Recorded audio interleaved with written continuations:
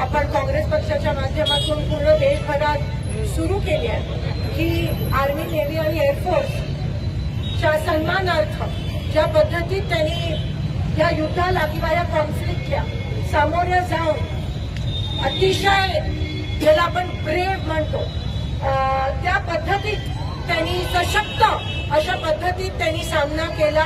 वारंवार पाकिस्तान बालिशपणे 400 ड्रोन, कुठे 500 ड्रोन पाठवत होतं, पण एकही ड्रोन आपण आपल्या एअरस्पेसमध्ये पडू दिला नाही, कारण का आपली अँटी डिफेन्स मेकॅनिझम तिकडे एवढं स्ट्रॉंगली, एवढं शूर पद्धतीत उभं होतं। आपल्याकडे जे वेपन आहे किंवा जे अँटी डिफेन्स मेकॅनिझम आहे भारताकडे, ते एवढं 4th जनरेशन 5th जनरेशन एवढं डेव्हलप्ड आहे।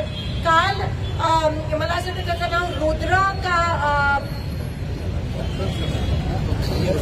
सुदर्शन चक्र आणि रुद्र हे आहे, आणि ते एका वेळेस 4-4 हजार फायर करून आपण पाकिस्तानी पाठवलेल्या जे टर्कीमध्ये बनवलेले ड्रोन्स आहेत त्यांना आपण नाकाम केलं, न्यूट्रलाइज केलं। ही आपल्या सेनाचा विजय आहे आणि त्यांचा वेन आहे, त्यांना मी या ठिकाणी सलाम करते। आज जेव्हा जेव्हा ब्रीफिंग देत होते तेव्हा एका साईडला कर्नल कुरेशी महिला होत्या, दुसऱ्या साईडला कर्नल सिंग, त्या पण विंग कमांडर सिंग होत्या, त्या पण दोन्ही महिला। आज या मातृभूमीचा रक्षा करायला महिला सेना आणि नेव्ही आणि आर्मीमधल्या सशक्तरित्या काम करत आहेत रात्रंदिवस। पहलगाममध्ये जो अटॅक झाला आणि त्याच्यानंतर ऑपरेशन सिंदूर जेव्हा लॉन्च झालं, त्या ऑपरेशन सिंदूरमध्ये काँग्रेस पक्ष हा कोणत्याही प्रकारचं राजकारण न करता सर्व पक्ष खांद्याला खांदा लावून देशाच्या लोकांसाठी, देशासाठी एकत्र राहिले, एका शत्रूच्या विरोधात। मला असं वाटतं शत्रूच्या विरोधात एकत्र राहण्यातच आपल्या देशाची ताकद आहे, आणि त्याच्यामुळेच वायुसेना असेल, नेव्ही असेल, आर्मी असेल, त्यांना हिंमत मिळते। आज खरंच मी त्यांना सलाम करते।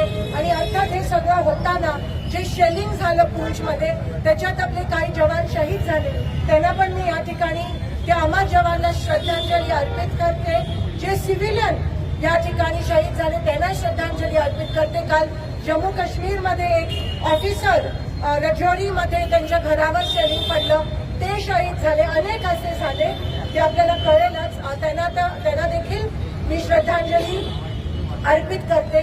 खरं तर सीज फायर झालं चांगली गोष्ट आहे, कारण का ह्याच्यामध्ये जे जीव आहेत, जे निरागस माणसं त्यांचे जीव जात असतात, पण आठवण येते जेव्हा इंदिरा गांधींनी त्यावेळेस अमेरिकेच्या प्रेसिडेंटला लिहिलेलं, तेव्हा दुसऱ्या दिवशी पाकिस्ताननी सरेंडर केलेलं।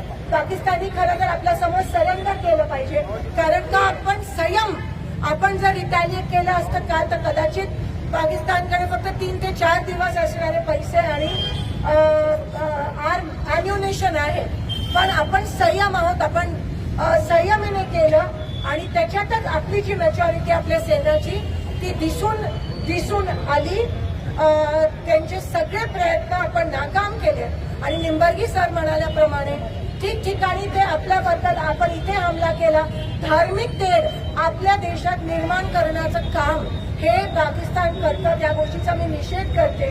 आता मला असं वाटतं त्यांना कळून चुकले की आपली सेना कुठे आणि त्यांची सेना कुठे। आपली लोकशाही आहे, त्यांचं मिलिटरी राज्य आहे, त्यांचे प्राईम मिनिस्टर जेलमध्ये आहेत, आणि ह्याच्यावरूनच कळतं की तिकडे लोकशाही आणि काहीच टिकलं नाही। पाकिस्तान एक रोग नेशन आहे, आणि ऑलरेडी त्यांचं सगळं काही संपलंय, अजून काय आहे, आणि म्हणून त्या गोष्टीचा निषेध करते।